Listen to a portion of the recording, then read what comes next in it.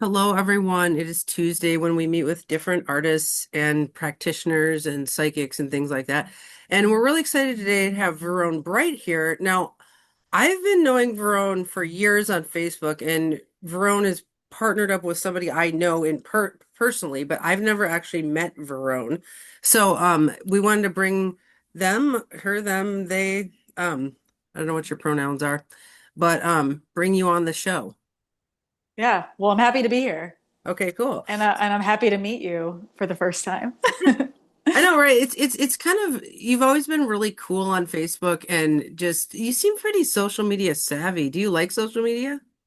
Well, here's the thing. I believe in the paradox. So part of me likes social media because I can connect to people that I would normally not be able to connect to, like around me. And also, I think social media is kind of a trap that kind of can suck your mind out or makes people forget about real in-person interaction. So yeah, I kind of feel both. I feel both. Interesting, interesting. Yeah. Yeah, I think I think one of the reasons we took it to social media over here is because we work with a lot of advanced astrologers and practitioners of like psychic arts, and they live all over the country. So it's like we can't really hang out with them here in Portland. So we kind of social media is like a gift to that equation, you know? Mhm. But I hear what you're saying. Like if you live on there all day, then you don't go out and see people in your town. So tell us what you where do you live? Can we ask that? Yeah, I live in Asheville, North Carolina. So I'm here in the Appalachia. I grew up in the South and then I was away from the South for a very long time. And now I've returned and it feels right to be here. But yeah, I live in Asheville with my partner who you know. Yeah. Can we say their name on camera? Sure. Name River Culver. A lot of you probably know River because River's a sidereal astrologer and is pretty vocal on social media as well. Yeah, we've been together for about 10 years. So yeah, we live here together with our dog. That's awesome. Asheville's a cute little town. I mean, I've played my band played there once, and it seems kind of like a hippie town. It's almost like Portland. Yeah, after living in Portland for about a decade, there was a lot of comparison between here and there. And I find that they're very different, but I can see the overlapping similarities. For me, what keeps me staying here and draws me back to it is the artist community. I'm a performer and I just feel like anything goes here. There are no rules. I don't find a lot of like cliquish behavior, even though I'm sure that that exists somewhere. And my art is like pretty strange and unusual. And I always can find a place or a venue or some type of space that can welcome in my art. And that feels really important to me. And I think that's like my main love of Asheville is all the artists. So tell us about your art. Like, what is it exactly? Well, I guess I would call it first performance art. So kind of anything goes for me, but number one, performance. So high costume, storytelling, very much edge pushing. I really love it when like nobody claps for me after I perform because they don't know what the fuck just happened. Can I cuss? Is that okay on here? Sure. Okay. And I make music.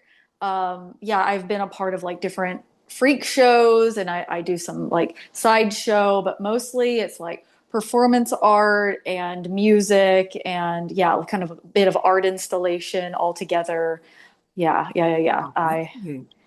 Yeah, I So think it's my like number one passion is art.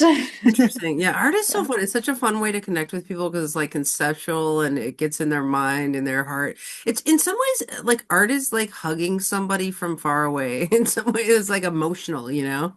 Yeah, people either really love my art and they're like obsessed after they see me, or they stay far away from me. Like I get a very polarized reaction. I don't get any neutral reaction to the art that I do, whether I'm performing alone or I'm performing with other people. I have my performance artist persona that I do solo, and then I also have a group, River's in it too, me, River, and another person, and we do performances together. But yeah, no neutral ground for me when it comes to art. And I kind of feel that way with art myself, is like I either like really, really love it or I kind of just like don't really care about it. So yeah. Yeah, that's cool that you make art with your partner. That's always so fun.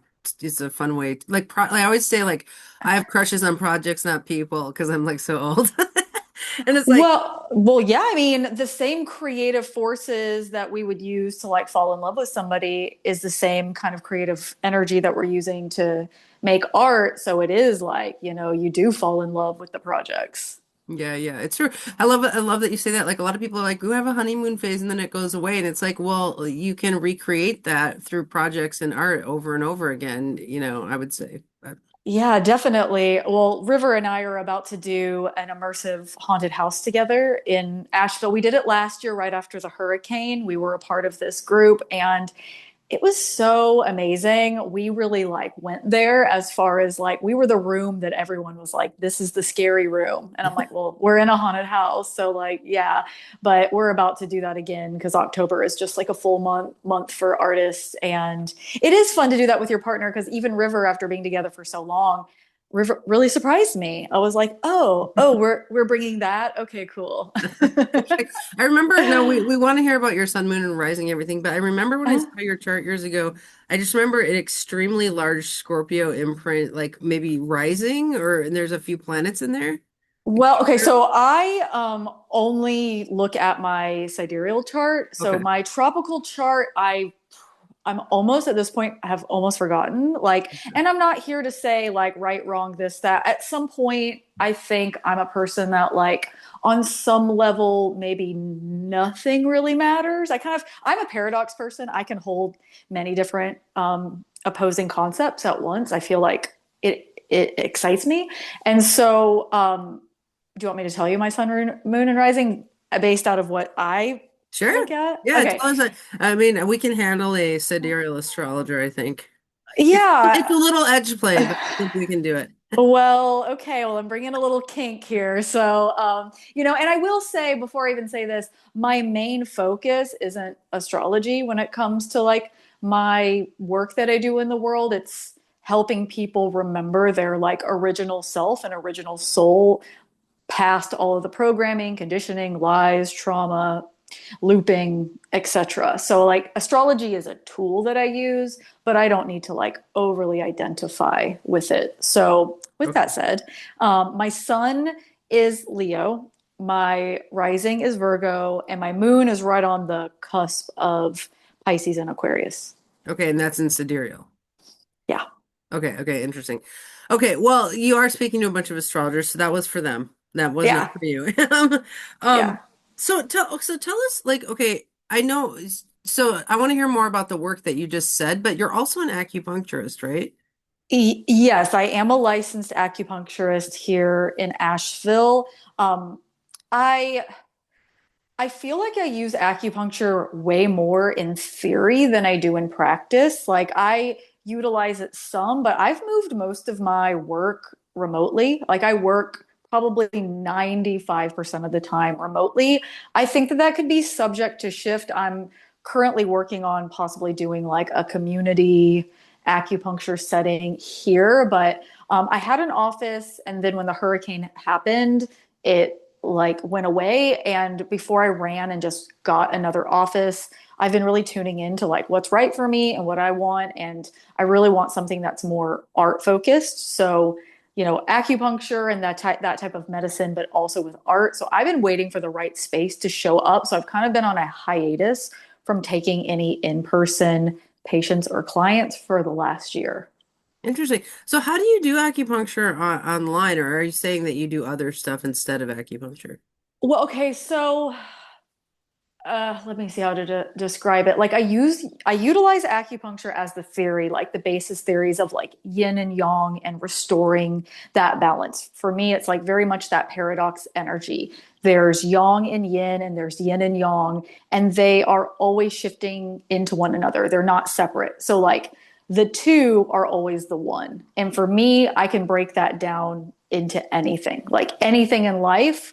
I think one of my specialties is like anything macro, any macro concept, I can bring it down into the micro. I can make anything that's like super collective, like individual. And so when I'm working with people remotely, like what I'm doing is we go into inner journeys into their like body, into their deeper unconscious states, and I do work from there. So I utilize like acupuncture theory of like yin and yang and the different organ systems, and I can do that anywhere because that type of medicine works instantaneously. Interesting. Yeah, a lot of it's conceptual. I mean, being a conceptual healer is being a healer. Like if you change someone what they know and what they think and how they think, that does heal in a lot of cases. So I remember you being like a psychic. Is that true? Yeah, I would guess if I'm going to use a word, I use the word oracle. But yes, I've been that for my whole life. I've always been able to like kind of see things, feel things, know things. I feel like we all have different types of intuitive gifts. Mine's mostly show up in like visions. So, if somebody sits in front of me and I'm about to like do some type of session for them, I tune in and then I instantly start getting pictures. Sometimes I get feelings, sometimes I hear things. Number one is pictures. And so then I translate those pictures into words that will eventually make sense for them. Some of the pictures are like, they always make sense, like if I see something tapping like a watch, it has something to do with time, or there's some symbols that like are kind of always true for me. But yeah, sometimes I can see people's past memories. Sometimes I can locate objects that have been lost in places. So I'm talking to the dead, that happens. Usually if like somebody comes to me for a psychic reading or oracle reading, if there is a past loved one that needs to talk, that always has to happen first. Like I may not offer like I'm doing like uh, readings for the dead, but if the dead come through, it's almost like they have to come through before the information comes through. That's what happens for me. But primarily, I'm focused on the person who's like contacted me and that is in front of me. Yeah. Interesting. Yeah, I remember when I saw your chart. No, I do look at charts. Um, Yeah. it I was look at charts. Yeah, it was Yeah. extremely psychic. And I remember just being like, I love looking at charts of psychics because they're always, people think psychicism can be tested in a lab. And what astrologers know, or at least I know, is that psychicism happens cyclically. Like you can have a psychic part of your chart, but that's not always up. Like you have transits. And so you'll be really psychic on some days, and then other days you're not as, I mean, that's how I have a psychic chart too. And it's like I experience psychicism cyclically, and it's kind of in some ways not up to me when these visions come in, but I guess for you, if a client hires you to do that, you can kind of turn it on, it sounds like.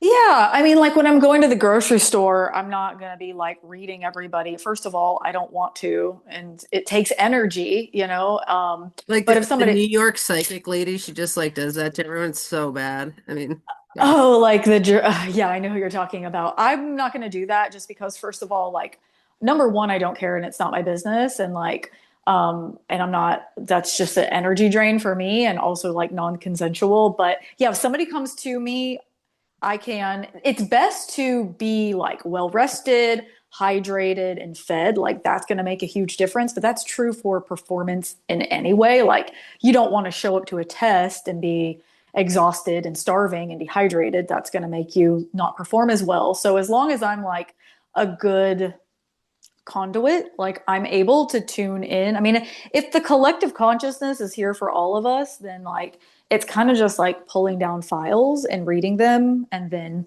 telling the other person. I mean, sometimes like it's confirmation of what the person already knows. Sometimes think people that's what people are looking for. They're looking to be like told it's okay, or they're looking for permission, or like I find that a lot with people. Like they're looking for a permission that they have yet to feel like they can give themselves. So yeah, I can just tune in and like get the pictures and tell Well, people what I see.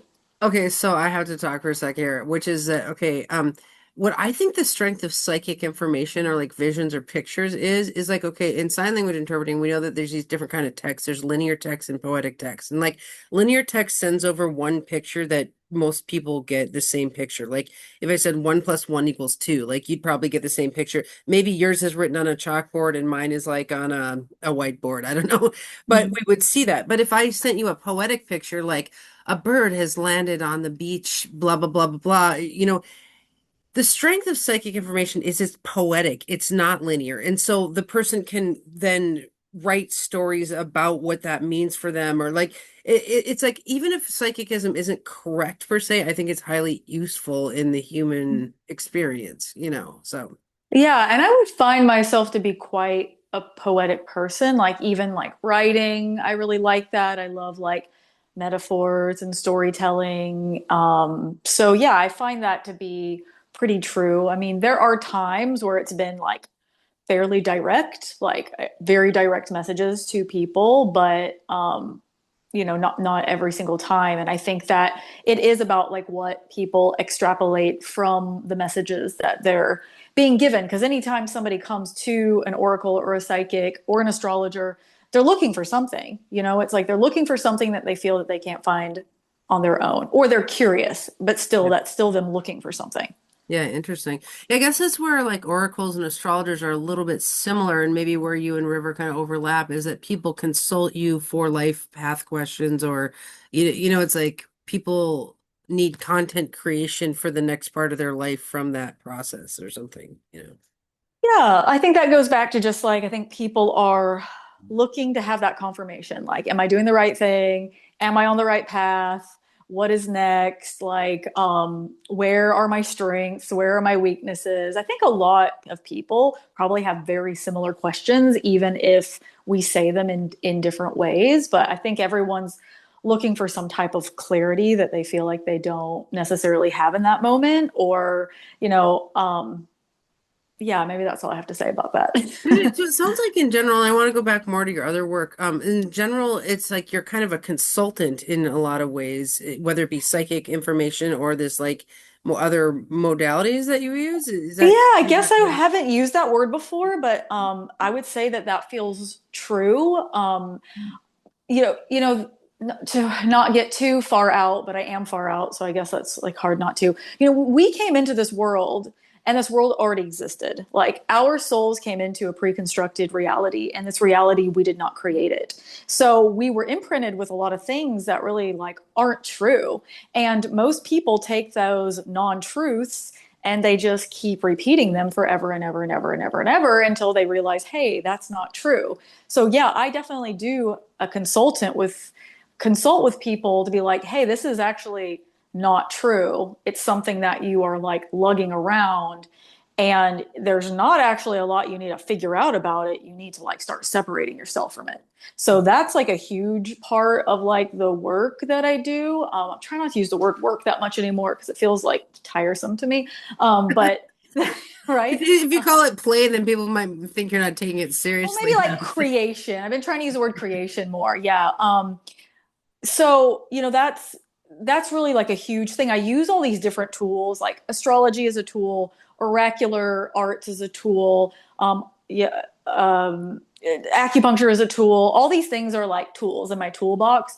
But like ultimately, what I'm helping people do is like clear out their field and restore their signal so that they can really be creating instead of just like looping the same thing, so that they know, like a lot of times people will like scream and ask for, I mean, I know all this from my own personal experience. Like I'm not just like talking out of my butt. Like Mhm. this is from like my whole life's experience. And so like a lot of times people will say like, I want this thing, I want this thing, I want this thing. And they're begging and they're pleading and they're praying to God. They get the thing and they're like, wait a minute, this is not the right thing, because the like inception point wasn't actually clear. A lot of people are asking for things based upon like wounding, or asking for things based upon lack, or asking for things based upon scarcity. And like to me, that's not our like original field. That's not our original source. So I help people like remove all that out of the way so that they can actually begin creating instead of just repeating the same past story over and over again. Interesting. God, it made me think. I learned about internal family systems theory yesterday, and it was talking about how we have this core self, and then we have all these parts that get like wounded that are protecting our core self. And so it sounds like kind of like when someone has like wounded parts, you kind of clear away those wounds to get back to core self, so they can then Mhm. go about like creating again or something. Yeah, because those wounds aren't us, you know. I think that that's another thing when it comes to like the word healing is like we can also become so over identified with like, and this is some again something that I did in the past, so identified with healing the thing over and over that you're not actually like letting it go. You're just identifying with it so much that you never like leave it, you know. It's like these identities and these stories go on forever, and like I'm a believer that like I'm timeless. Like I really feel like I'm a timeless energy and that I existed before I came in to this earthly understanding of reality and that I will exist after this. So like, you know, my childhood isn't my origin. It's just a thing that happened that I experienced, and a lot of the stuff I experienced in my childhood was absolutely not true about myself. I learned a whole bunch of stuff that wasn't true. And so, you know, I spent a long time, I spent, you know, lots of time being an addict and super, you know, blacked out and disassociated because it was really hard. And then I spent a long time like healing and trying to figure it out and feeling my feelings and all of that. And like, then that there's an end point of that too. You know, there's are we going to carry on forever these things that maybe were never us to begin with? So that is like what I do a lot with people. And yeah, the internal family systems is like all these different parts, but like what's the like, you know, core part? If you were to sit like on a throne and that throne was like where you were like the most empowered, like who's sitting there, you know? Interesting, You interesting. know, is it your 6 month old self? Is it like you at 80, you know, or like, is there no fractals and it's just one, you know? And so from that place, we can kind of like create from there. Interesting. Well, one thing I have always noticed about you is you're kind of intergalactic, like how you're now talking about like how you're having a human experience, and but you're like really like soul seed walking. Are you a soul seed? I don't, what does that mean? That means like, are you from like another galaxy, like Pleiades or you know? See, I'm going to go ahead and say that I feel like even that is attaching onto some story that I don't know if I want to do. So I just know that I am right here and I am right now. And that's really kind of all I need to know. And yeah, I'm trying to like, my goal is as much like presence as possible. So yeah, Oh, I you're think like, probably I've gone to all these places, and I will say with my paradox answer and non-answer that like, yes, I feel galactic. And also I kind of also just feel like I am here and that's enough. well, it's really cool how you're bucking narratives. Like that's no, because it's like the narrative we put upon ourselves can be limiting, and I think, I hear what you're saying. So it sounds like one of the things you do is really work with people's traumas to like expunge traumas so that they can be kind of a more pure, unadulterated self. Or Yeah, because like even, you know, I understand what it's like to go through like really, really, really intense trauma. Like, you know, my whole upbringing was pretty horrific. Like my childhood was really, really, really intense. But at what point do you have to keep running that story too? You know, even the story of like being a survivor or being, you know, you're still like looped into it. And so um what about I being wrote what about being a thriver? yeah, sure, I can be a thriver. Oh my God, Verone liked that narrative. Yeah, well, thriving, you know, it feels good. Not that all of life is going to feel good all the time. You know, I'm not here to like promote toxic positivity and just be like, everything's wonderful all the time. Like, you know, sometimes people die and sometimes like, you know, shit happens and you're going to have to go through that too. But yeah, I think that I would say that my greatest, the thing that maybe hurt me the most also set me free the most. Like, I don't have like an over attachment to like family narratives and even like family dynamics, because that was like broken down for me at a really young age. I mean, I have like some family members that I'm close to, like my sisters, but even my sisters, we're sisters, but we're like beyond sisters. It doesn't even just feel like we're connected only because we're sisters. We're connected because we really want to, and I feel that soul connection. So yeah, I mean, I do have Saturn Pluto conjunct in my first house. So like breaking down narratives is kind of like if I want to look at that imprint as like taking effect on my life, that makes sense. And it's part of a yacht. I have a yacht in my chart, and Saturn Pluto is part of that yacht. So breaking down narratives is like definitely something that I feel like is just part of who I am, probably because like I like to question my own self and I've transformed a lot and I don't need to like necessarily put myself in any boxes either. Yeah.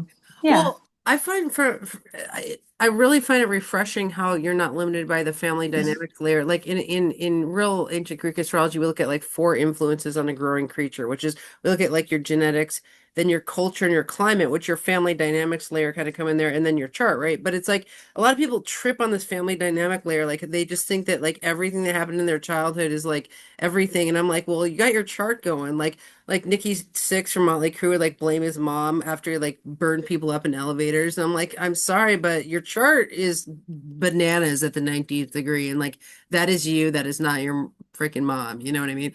But so I find it refreshing that you're not tripping and stuck in that family dynamics layer. And I can see where people would want to come work with you because you're beyond that. You're well, you probably do help them expunge those layers, like you, because the people coming to you probably are still in some ways in that layer.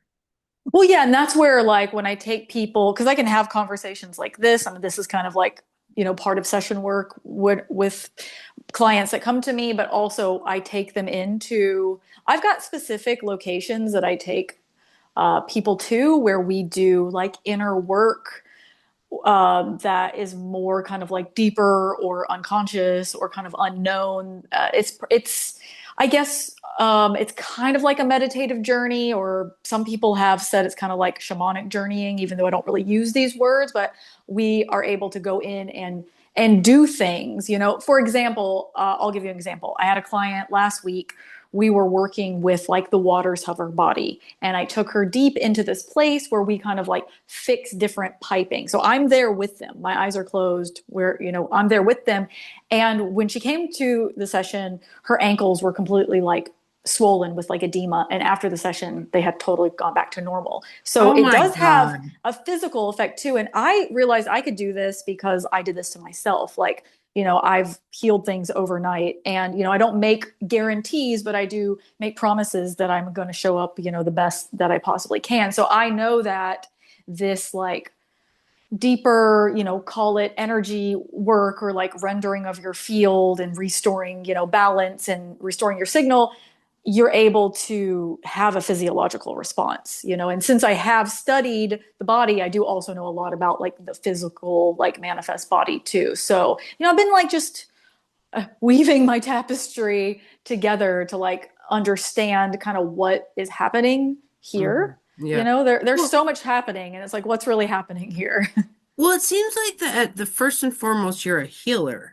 I mean, if we had to umbrella your skills, you're like somebody who does a lot of different things, and it really depends on who's coming to you. Like my business consultant a long time ago, he was talking to me about being a spiritual consultant, and he was saying your job as a consultant is to give the person what their inquiry is, like whatever they need. And so it's hard to describe what consultants do because it like really depends on the inquiry or the situation, but it's bringing somebody coming in with like a skill set and knowledge to try to help with in any case, but it's what you're going to do, it sounds like, depends on the situation. And you have in your spiritual consultant toolbox, you have acupuncture and psychicism and all these things. And so no two sessions are going to look the same, right?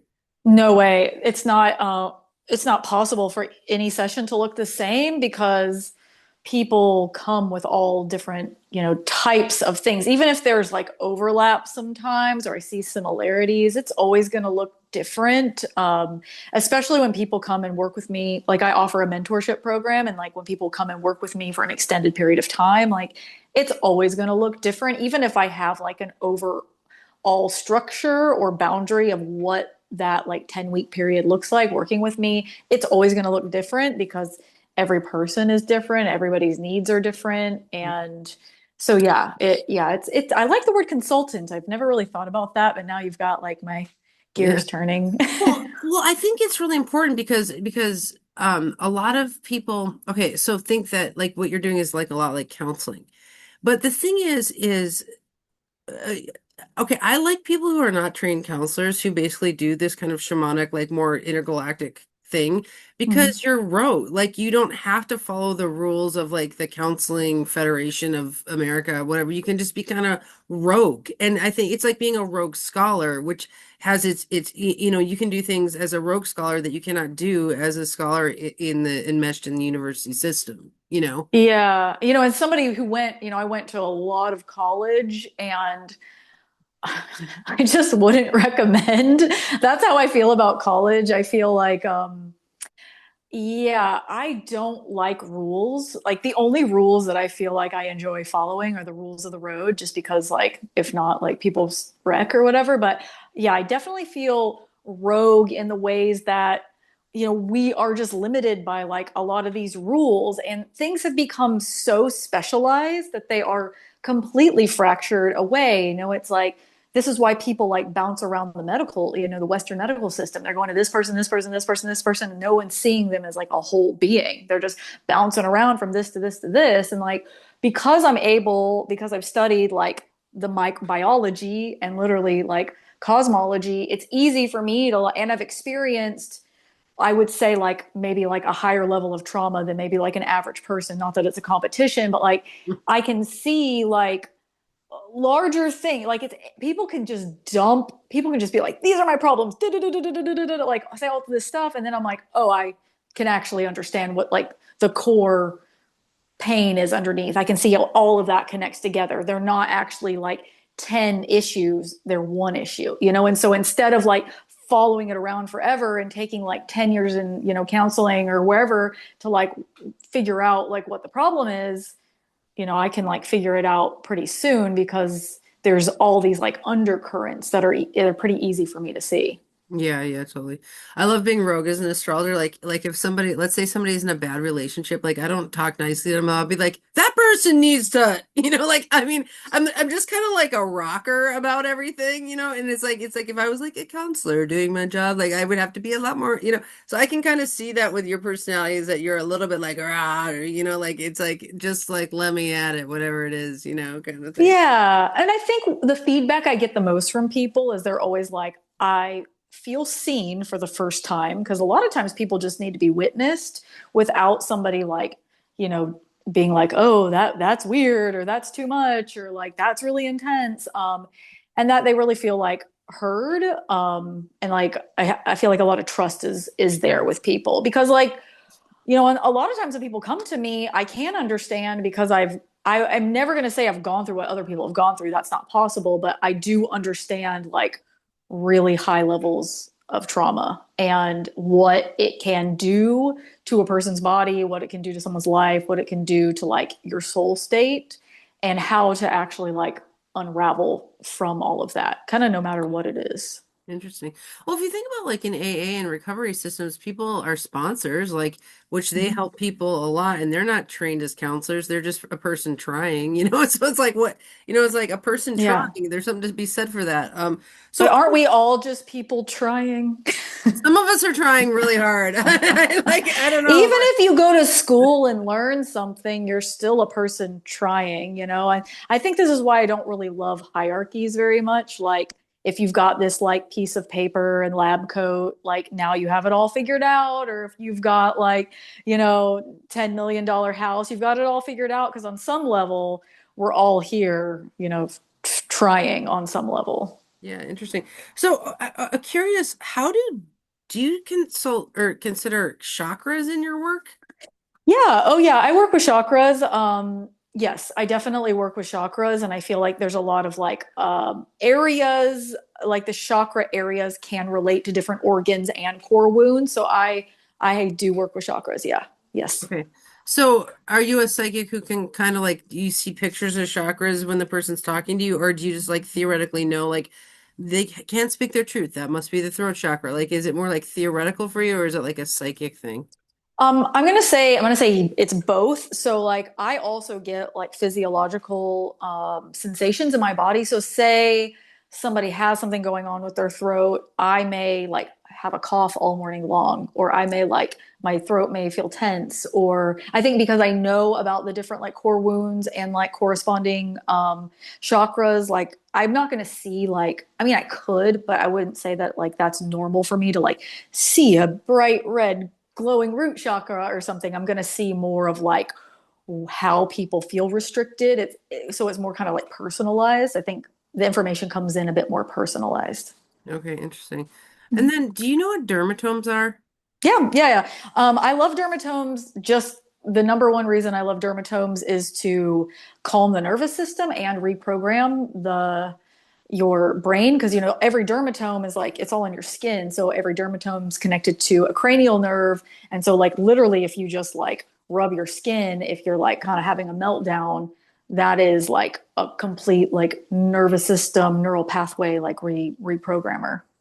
Interesting, interesting. We work with dermatomes like constantly, but I was so curious to ask you about them because I think as an acupuncturist, being you would be more aware of the dermatomes. Like what we look at is like, where Saturn is in the chart, it'll pinch the dermatome of that spinal vertebrae, and that's where trauma gets like lodged in someone's Saturn spot, basically, and that Oh, that's cool. yeah, yeah. So, okay, interesting. Let's see. Do you know, as an acupuncturist, were you like a cupping acupuncturist?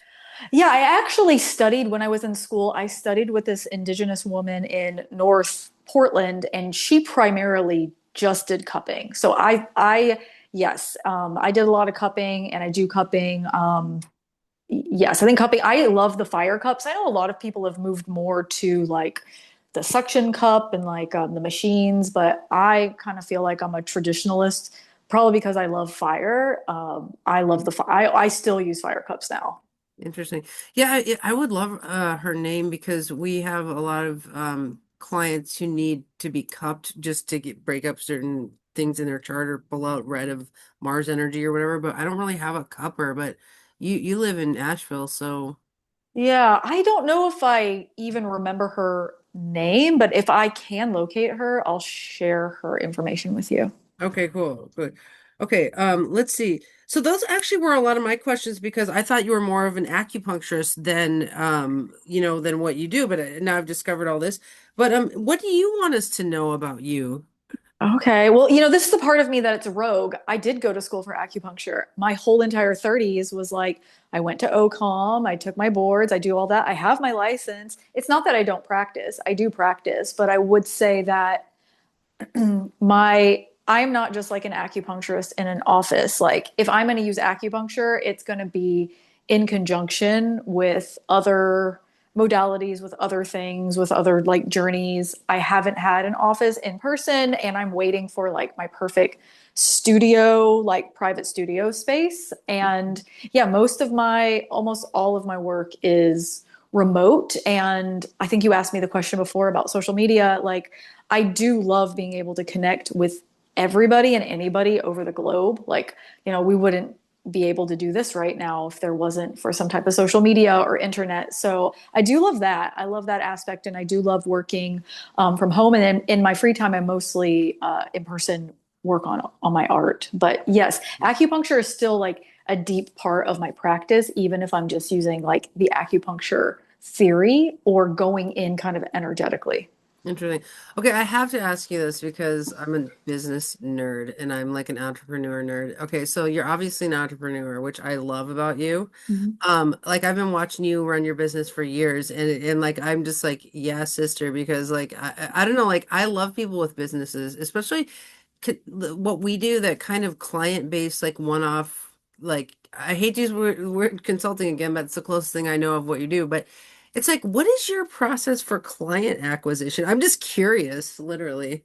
Like, how does somebody, it depends on how someone is working with me. If somebody just wants to book, are you talking about like, you know, if someone comes to work with me, like, what's the process of like Like, them coming through the, how do people find you, or how do you find clients? Like that.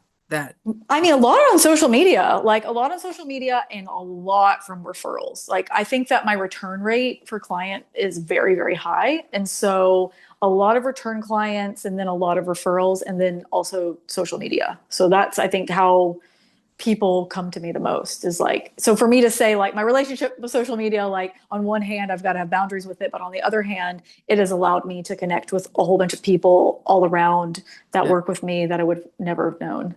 Yeah, interesting. Yeah, yeah. I think, well, and I think when you do what you do, it's like being on social media. Okay, okay, how do I say this? In selling, not that you're all about selling, but I think I'm just talking business for a sec. It's Well, like we have a business, you are selling. I mean, that is part of a business. That's well, true. yeah, there's the 7 step sales cycle. And so there's like basically I can't remember what it's called when you figure out who it might be a client for you, like there's a name for it. And then there's building rapport is like the second thing in selling. Like you don't even like present what you do until like you've built rapport and done all this stuff. And what I think is great about social media for someone like you is you got to kind of build rapport with people before you even want to do this deep consulting with them or deep work. I'll call let's or no deep can't use deep creation with them. Okay, okay. Yeah. So you might want to actually get to know them a little bit and be like, oh, they have 5 puppies and they whatever. So I love the building of rapport that happens in social media land. Do you find that that works for you? Yeah, and that's kind of part of it. As you know, as like an entrepreneur, it's not just like people are booking with you, the end, like you didn't do anything. Like you've got to put, because like why would somebody want to work with anybody? You've got to know something about them. You've got to be able to feel comfortable, trust them, like see a little bit of yourself in them. Like that's kind of like how like client connection goes. Like you're not just going to book with some random person that you've never seen before and you don't haven't heard anything about them. So, Yeah. that's part of like, content creation and putting like information and stuff out on social media. So I think that, the longer someone's been like tuned into me, the more they've seen like a vibe that's probably fairly consistent. I think consistency is pretty important when it comes to business. Like you got to be showing up and doing the things so that like people can kind of know what they're even saying yes to. And depending on how somebody's working with me, like if it's a one-on-one, like I've gotten all types of people for one-on-ones, people that maybe I like don't really know or like, first time working with me. But if it's my mentorship program, that's different. Those are people who have like worked with me before. I've only had one person in my mentorship program that I didn't know before, but they saw me on a live on somebody else's page that like somebody interviewed me like this, and then they came and worked with me. But most of the times, like my deeper workings, my mentorships are somebody that they already know me, they've been tuned into me, we've worked together before. So, it isn't like a brand new like meeting. And like with my mentorship program, it's not for everybody and not everybody would want to sign up for it. Hmm. Interesting. Do you teach Yeah. classes? Well, currently, right now, I have a thing called the Temple. It's my membership. So it's a membership program, it's monthly, and I teach weekly classes there. So I've got in the Temple, I have a whole library of information. I've got courses, I've got classes, I've got all of my Stargate meditations, which are all the meditations of the on the zodiacal ring, all of the constellations on the zodiacal ring, and some extra ones. And so I've got a whole bunch of library of like information and growing and building. And then every Friday, I teach a live class that people can like interact with me on. So yes, I'm teaching. Hmm. Interesting. I've done a lot of different teaching. I was doing more like 30-day kind of like working on specific core wounds. I was doing that. And then every time that 30 days was over, I was like, okay, it feels weird that this is collapsing. And so I decided to just turn it into an ongoing container that whoever wants to sign up and be there can be there. And whoever wants, maybe you're there for 3 months and then you leave, or maybe you're there for 6 months and then you leave.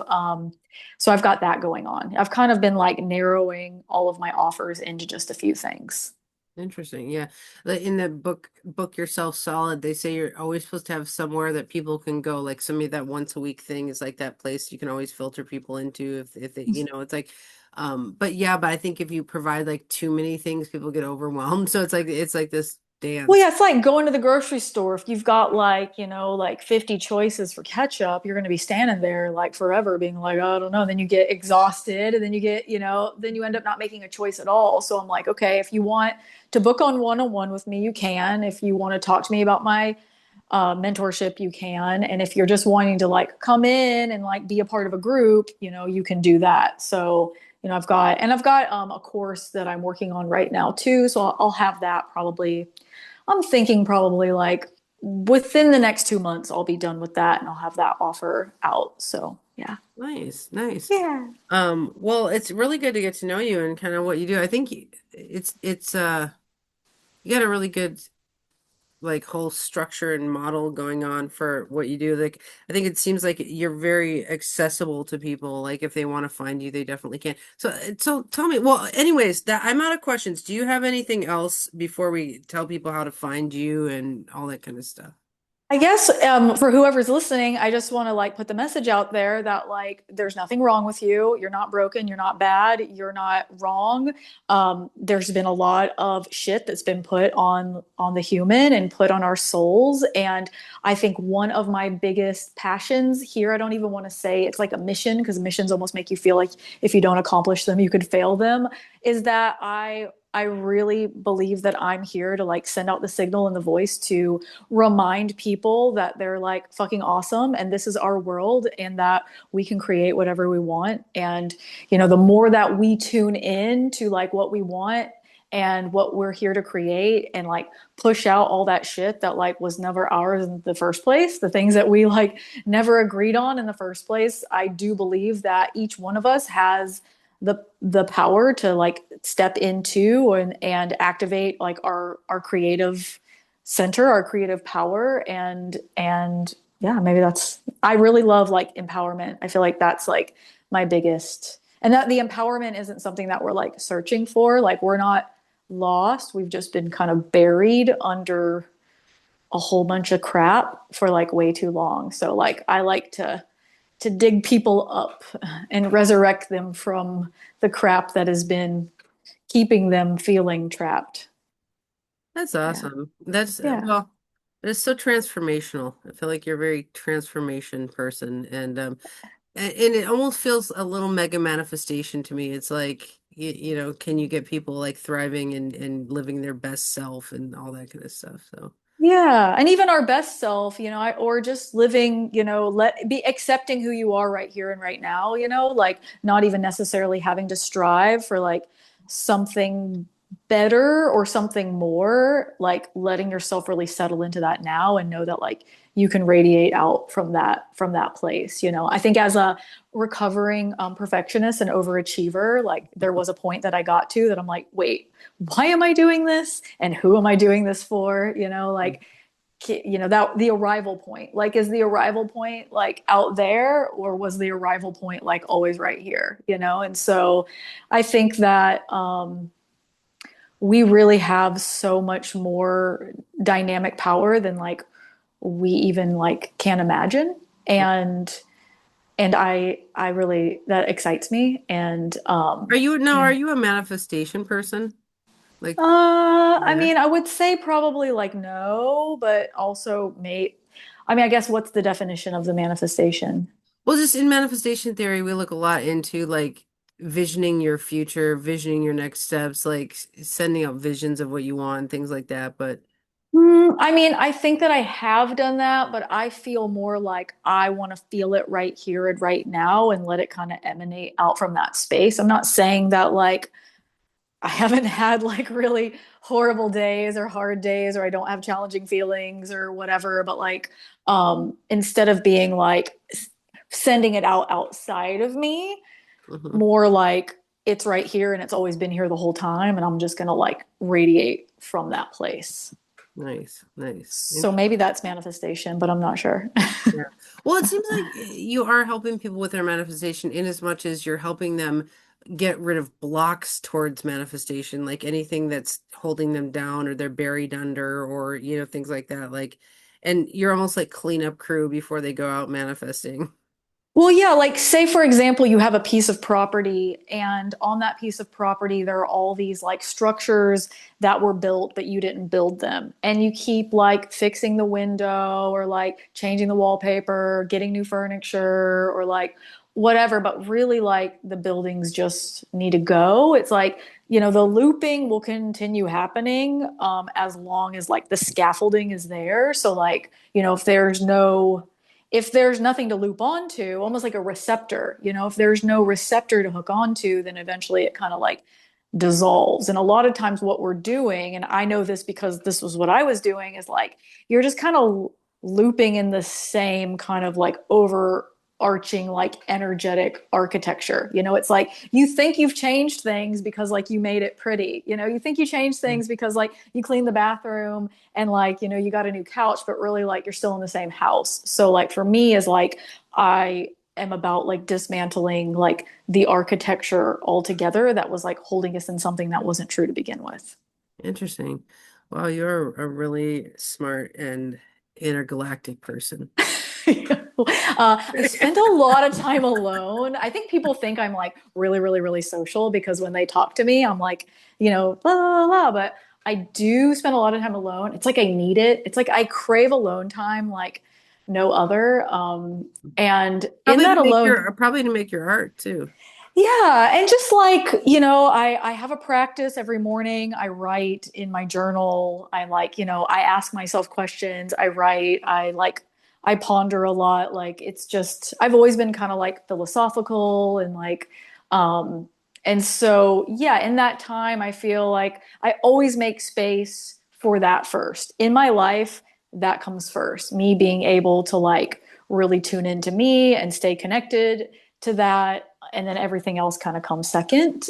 So I have built my life to be able to hold that, where I have like really slow mornings, or if like I want to take a bath in the middle of the day, I can't, like I let myself now, I don't have kids and kids are awesome, but I think that's probably another reason why I don't have kids, because like I really like my alone time. And I don't know if that's going to be like shifting and changing.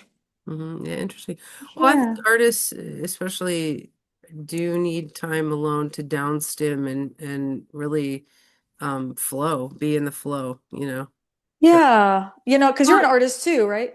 oh yeah, Oh yeah. Oh, flow. I've been seeing your bead work. It's so cool. It reminds me of this person that I follow on TikTok that makes these like beaded bags, and they're similar. She made one of like Medusa, and it looked really incredible. I'm like you, like I write in my journal a lot, and then like if I am like overstim, I always like beating. I just like downstim into that because I don't drink anymore, you know. So it's like I had to learn how. It's like always like the music plus the beating that really like gets me like, you know. Yeah, I feel you. I'm like completely sober. I don't use anything. I don't even drink coffee, and I feel like I've definitely learned how to like regulate myself in a different way, because like for many years like the regulation was the substance. Not that like substances I think could have their place too. I'm not like anti-substance, but yeah, I'm opening up a store. I've been making earrings. I'm like making jewelry. I just wanted to like dabble being a merchant, and so in my time I feel like I need doing something with my hands like feels good. Do you want it? We have like 2 minutes for that. Do you want to show us some of your art? So there it's all packed away because I'm Oh, doing okay. a show, but I will be posting it soon. I'm doing a pop-up, and then I'll probably put some stuff like up to sell maybe online. I'm like reminding myself like you're doing this for fun, so I'm not trying to take it too serious. I do have Saturn Well, in the now that first I've met you, house. I totally want to buy some of your earrings. Like that's the fun thing Okay. about artists is Yeah. like when you meet them, like it makes me want their stuff, you know?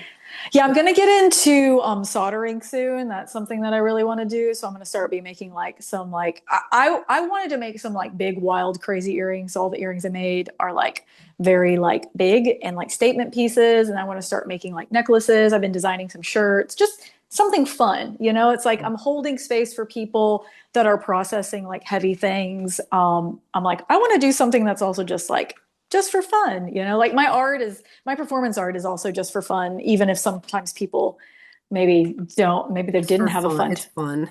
It's fun. I did a perform my last performance was like, I'll call it burlesque. But I was have you seen the Halloween decoration where like it looks like a body that's been wrapped up in like a trash bag and it's got like the duct tape around? You know what I'm talking No, about? no.